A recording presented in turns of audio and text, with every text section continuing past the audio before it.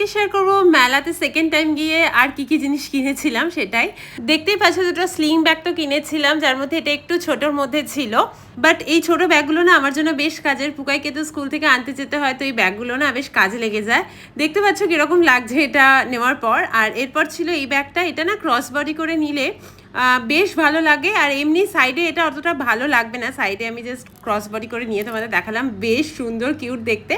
এটার দাম ছিল 200 টাকা আর আগেরটার ছিল 100 টাকা দাম। এটা ওই স্মাইলি করা ছিল, পাশে একটা আলাদা করে কম্পার্টমেন্ট মতো করা ছিল একটা জাল দিয়ে। এরপর কিনেছিলাম বেশ কয়েকটা নেল পলিশ, যার মধ্যে এই যে দুটো শিমরি কালার দেখছো, এটা আমি অলরেডি দুটো একসাথে মিক্স অ্যান্ড ম্যাচ করে আমি পরেছি আপাতত আমার নেলসে।